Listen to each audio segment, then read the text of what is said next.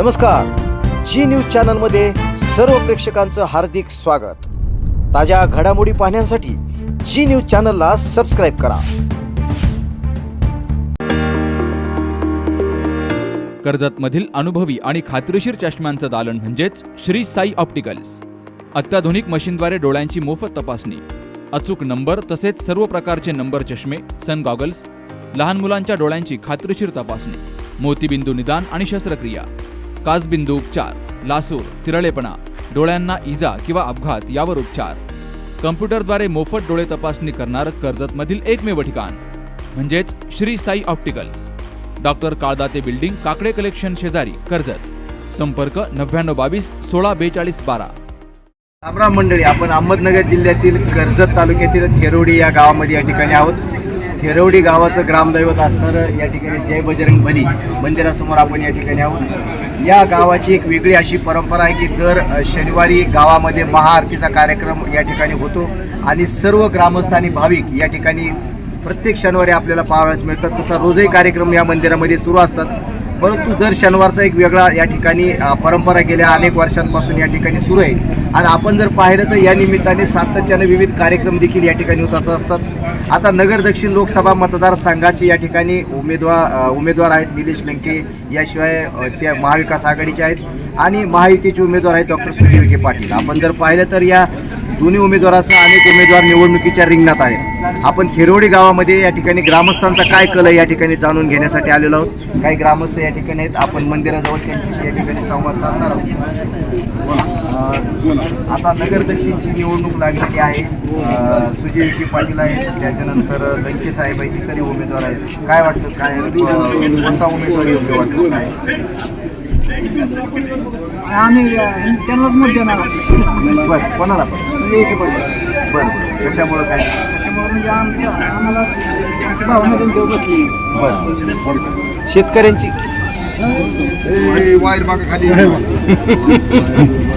शेतकऱ्यांची काय परिस्थिती आहे आज?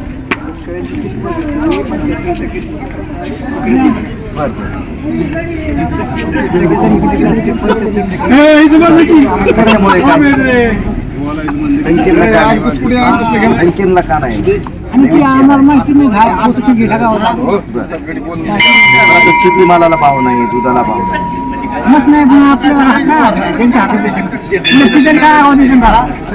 सरकार आल्यावर देणार नाही।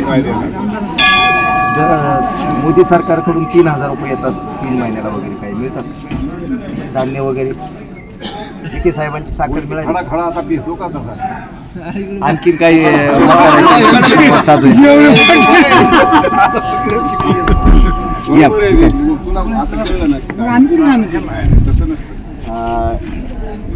आता काय परिस्थिती आहे सध्या शेतकऱ्यांची? काय परिस्थिती आहे तशी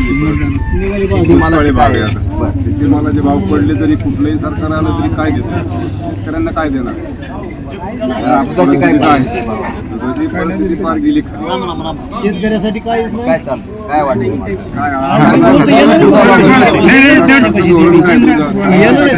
मंत्री ठरवतात, शेतकऱ्याच्या हातात काय आहे? तेवढंच खायचं। शेतकऱ्यांचा विचार करणारं सरकार कोणतं वाटतं? तर मला तर मोदी सरकार बरं वाटतं। कशामुळं काय? भारतामध्ये कोणती कामं केली नाही तशी केलं नाही असं कोणतं? त्यांनी विकास कामं मोठ्या प्रमाणात केली। लोकांना अन्नधान्य पुरवठा पूर्ण भारतात स्वस्त म्हणण्यापेक्षा आज फुकट आहे। आपल्याकडे जी आता विखे आहेत, लंके आहेत, काय राहील कोण कोणता उमेदवार योग्य वाटतो? माझं वैयक्तिक मी सांगतो की मी तर कमळलाच मत देणार। कशामुळं काय? कारण त्यांच्या विकास कामामुळे किंवा लोकांच्या भावना त्यांच्या चांगल्या प्रकारे एवढं मोठं राजकारण महाराष्ट्रात फोडाफोडीचं झालं, काय वाटतं? चुकीचं आहे ते आहे ते आपल्या त्यांचा विषय, तो आपला विषय नाही।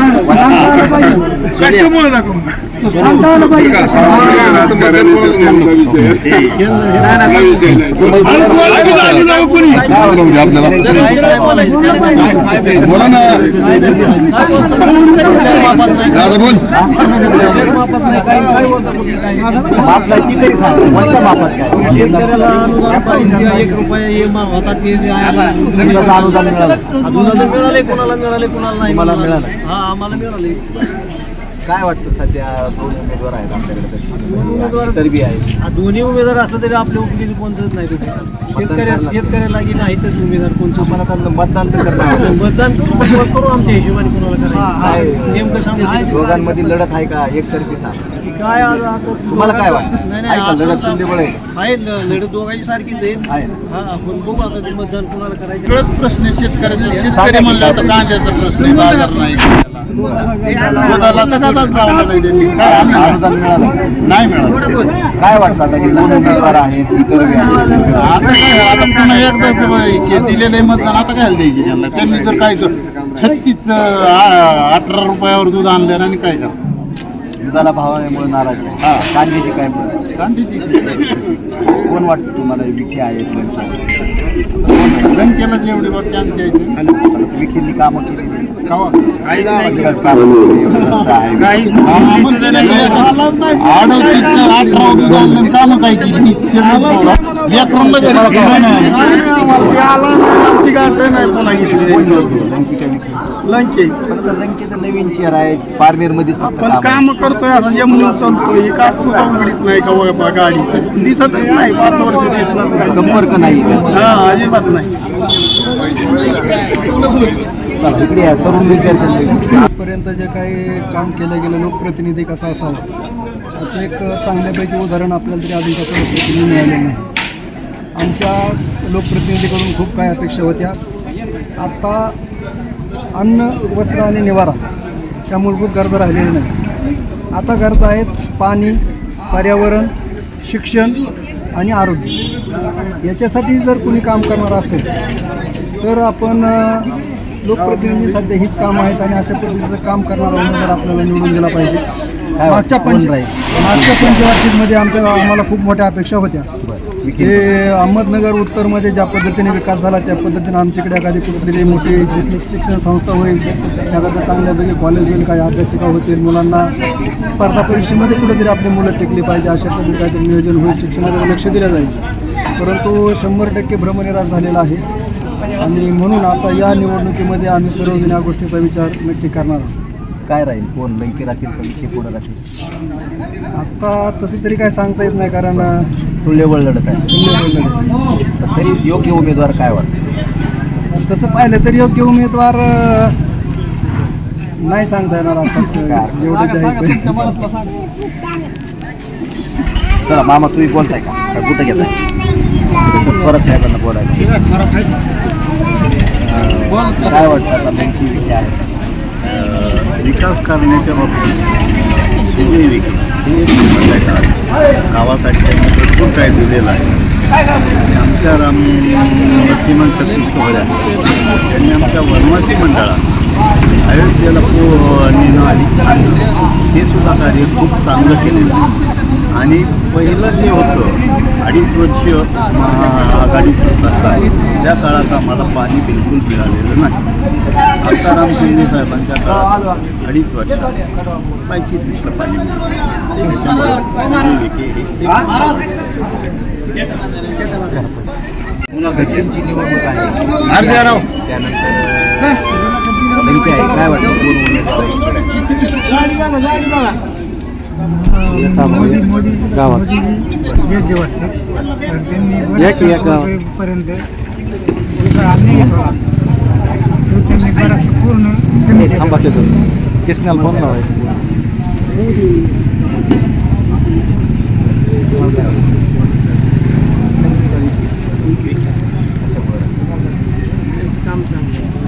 काय काम शेळ्याला शेळा दिली म्हणून नावेरांना तुझी घे मयुरांना घ्या लंके तरुण आहेत संपर्कात राहतात काय वाटतं? मोदींनी आपल्याला गहू तांदूळ फुकट दिले, परत 6,000 रुपये काय ते मिळतात आपल्याला कुणीच दिलेले नाहीत ना आतापर्यंत. विखेंबद्दल काय वाटतं? त्यामुळे विशेष नाही ना विकेच ना आत्तापर्यंत जे काही गावात लोक म्हणतात लंकेंनी कोरोना काळामध्ये खूप चांगलं काम काय नाही MIDC कोण घेत आहेत संपर्क रात्री कधी फोन करा किती भेटत कोण कोण म्हणलं घेत नाही कोण प्रयत्न केल्यावर कोण घेतच नाही. तुमचं झालं फोनवर समक्ष समक्ष झाले काय अडचण नाही. बोला की दक्षिणची निवडणूक काय वाटतं? लंके आहेत, लंके आहेत. सविकेंचं काम पण चांगलं आहे. शाळेला पण अपेक्षा होती की पुलाचं पण काम होईल, स्टँडवरून डांबरी होईल, त्या अपेक्षा भंग झाल्यासारखं वाटायला लागलं. कसं आहे, दोन्ही पण तसं उमेदवार चांगले आहेत, तुल्यबळ आहे. दोन्ही एकतर्फी निवडणूक नसते. आणि दुसरी गोष्ट म्हणजे त्यांनी मराठा आरक्षण म्हणजे दोघांनी पण शक्ती प्रदर्शन भरपूर केलेले आहे. त्याच्यामुळे आम्ही तिसरा पर्याय निवडला दिलीप खेडकर साहेब. हो, ओबीसी आणि वंचित नाही त्यांना मतदान करावं. अपेक्षा आहे ना, आम्ही करणार. म्हणजे पण या ओबीसी मतदानमध्ये फटाफट दुसरा कोणी नाही नाही, त्याच्यावर प्रयत्न चालू आहे.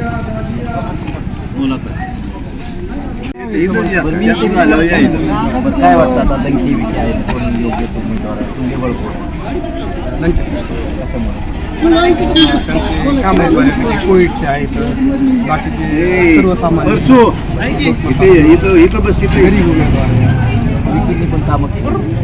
पण काय दुधाची काय परिस्थिती आहे, बाकीच्या ह्याची कांद्याची काय परिस्थिती निर्यातीची. रोहित पवार या मतदारसंघाचे आमदार आहेत, काय त्यांचा फायदा लंकेंना होईल का? रोहित दादांनी काही कामं केली? भरपूर कामं केली त्याची. काय साधारण? बऱ्यापैकी म्हणजे कामं केली बऱ्यापैकी कामं केली. आणखी काय झालं आपण पळायचं नाही राव,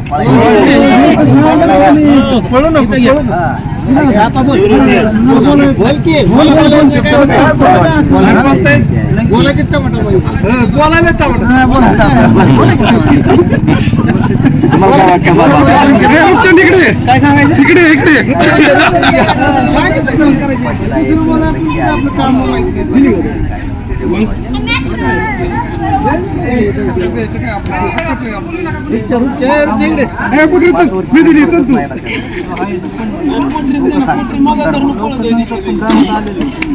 लंके कसं 24 तास उपलब्ध आहे, कधी कर्जत तालुक्यातील थेरोडेमध्ये आहोत. पारावरच्या गप्पा ज्या म्हणतो त्या ठिकाणी आहेत. लोक बरेच जण वयोवृद्ध मंडळी बसलेली आहेत. खऱ्या अर्थानं जुनी जाणती मंडळी आहेत, ज्यांना राजकारणातला अर्क आपण म्हणतो तशी ही सर्व मंडळी आहेत. आणि आपण पारावर या ठिकाणी संवाद साधूया. आधी तरुणांशी बोलूया. काय वाटतं आता दक्षिणची निवडणूक आहे, विखे आहेत, लंके आहेत, इतर उमेदवार आहेत, कोण उमेदवार तुल्यबळ राहील? नमस्कार, तसं पाहिलं तर सुजयदादा. आम्ही आता जसं 5 वर्षात पाहिलं की 2.5 वर्ष त्यांची कोरोना काळात गेली, पण 2.5 वर्षाच्या नंतरच्या काळात ज्या आम्ही मागण्या केल्या आमच्या गावासाठी, एक प्रतिनिधी म्हणून, एक सामाजिक कार्यकर्ता म्हणून ज्या मागण्या केल्या त्या माझ्या पूर्णतः सगळ्या मान्य झाल्या. म्हणजे मंजुरी आहेत, काही कामं पूर्णत्वाला आहेत, काही मंजुरीसाठी आहेत, पण लोकांशी संपर्क नाही. आता दादा लोकांची तक्रार आहे, लोकांचा कल आहे, पण दादांनी स्पष्ट सांगितलं होतं की तुम्ही माझी वाट बघू नका, पण तुम्ही जे काही काम असेल ते माझ्यापर्यंत पोहोचवा, ते तुमचं काम झालेलं असेल. बाबांना विचारूया. बाबा, आता राजकारण बदललंय. पूर्वीच्या काळात तुमचं राजकारण सोपं होतं. काय राजकारणात बदल जाणवतो का? काय बदलल्यासारखं वाटतं? वाटतं कसं वाटतं? काय म्हणजे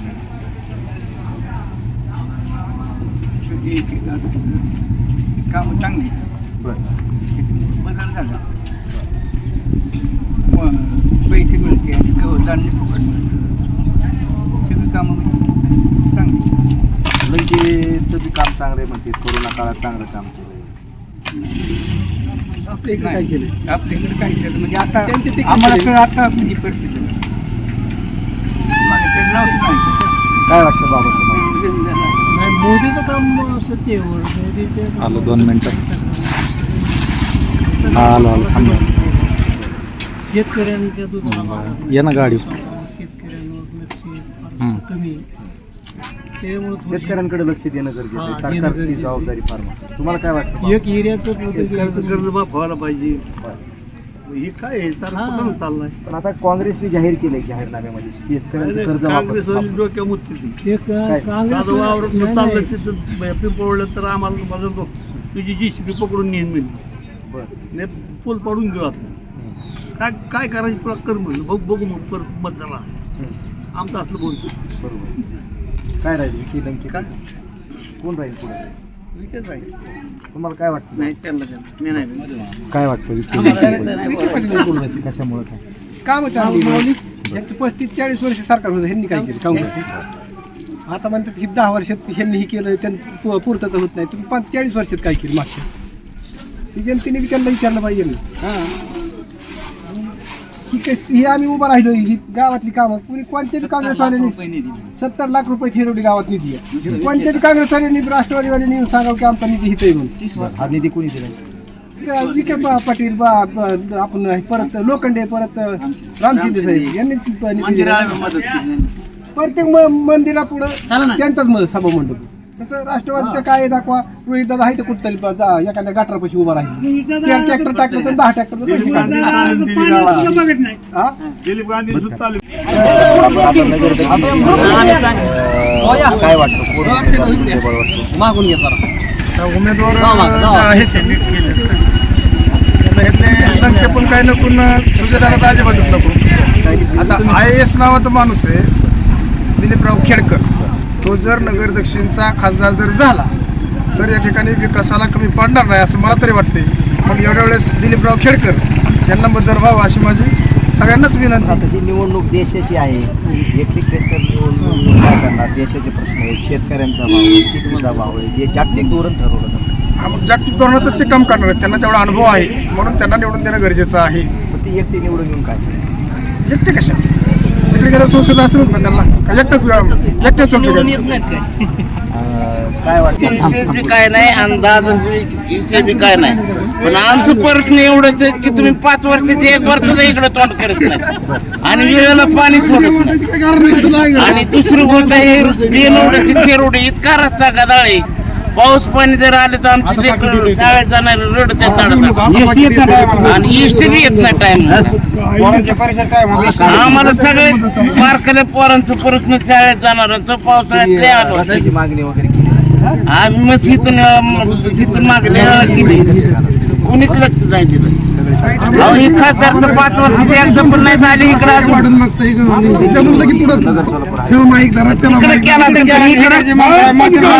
मारायला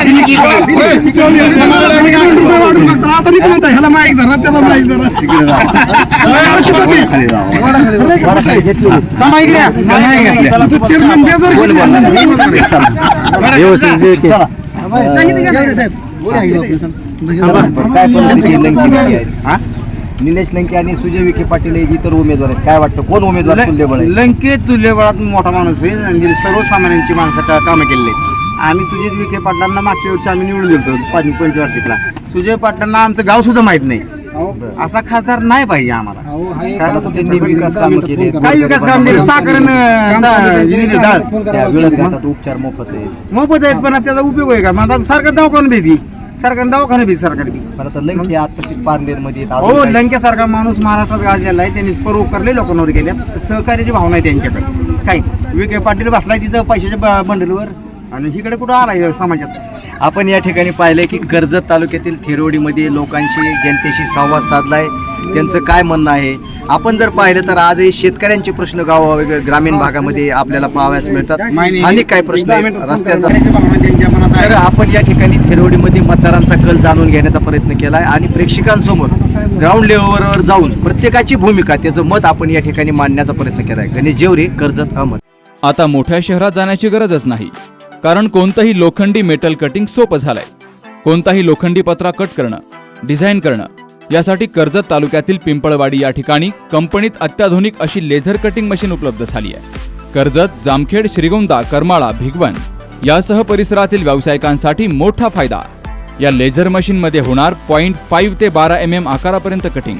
लोखंड आणि पत्र्याच्या शीटला पाहिजे तो आकार दिला जाणार. तर हे मशीन कम्प्युटरद्वारे ऑपरेट होणार असून आपण पाहिजे ती डिझाईन पाहिजे त्या आकारामध्ये कटिंग करून घेऊ शकतो. यामुळे अत्याधुनिक दरवाजे त्याचप्रमाणे इतर सर्व साहित्य पाहिजे त्या डिझाईनमध्ये कट करून मिळेल. चला तर मग एक वेळ अवश्य भेट द्या प्रेस्टिन पीक टेक्नॉलॉजी या कंपनीला. ठिकाण पिंपळवाडी, तालुका कर्जत, जिल्हा अहमदनगर. संपर्क 78 880 55 536.